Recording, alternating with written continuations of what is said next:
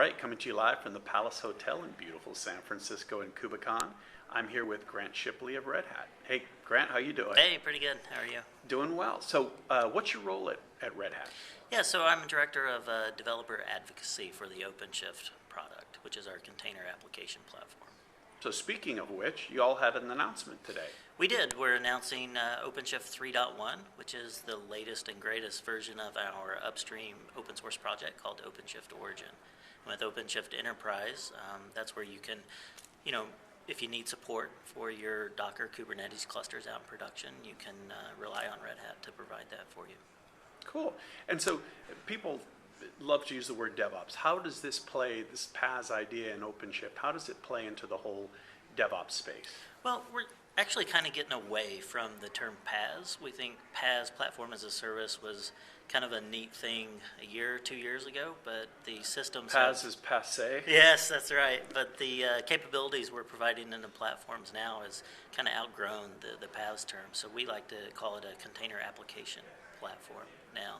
And so with OpenShift and how we integrate with the upstream Docker and Kubernetes projects, it's a great environment for DevOps to bridge those gaps between developers and operations, because developers can deploy straight source code, and under the covers we actually built the Docker image on the fly with another open source project that we created called Source to Image. So cool. So I see how this abstracts a lot of the stuff that devs wouldn't necessarily want to use, and they can actually use it. Where does ops fit in, and where does it spit it out the other side where they then take and implement it, and how much of that is automated and how much do they still do? Yeah, so the whole key with DevOps is automate everything, right?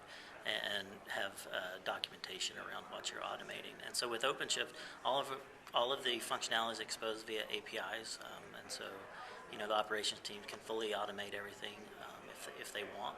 We have feature-rich, and I hate using that term, but it sounds so marketing, but great command line tools and web console tools for operations teams to manage the environment, to set quotas and limits, set up role-based access, whatever the case may be, to where they still have full control, but developers can self-service, and so it's kind of the best of both worlds there.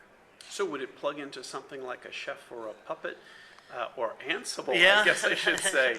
Very apropos there on Ansible. That, you guys just had that announcement of getting them. So is it plug into them, I assume, on the back end?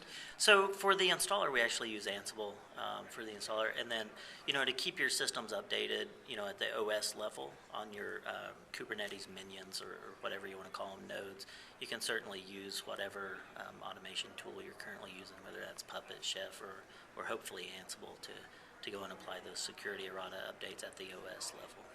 Cool. And then just to end with, I know you just came out with 3.1, but there's no rest for the weary. What do you see going forward?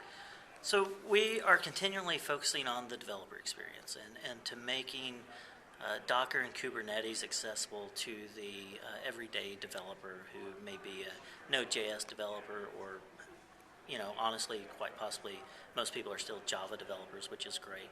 And so to exposing these great technologies that's changing the way we develop software, but in a manner where developers can consume them in their everyday workflows. And so that means things like IDE integrations with Eclipse or maybe a web-based IDE like CodeEnvy, something like that, to where they can just focus on their source code and not have to spend their days writing Docker files and running Docker builds, and let kind of the container application platform take control of that for them, but giving them features that they've never had before, like being able to run all of this on their local laptop with 20 different pods scaled with AJ Proxy or F5 or whatever the case may be.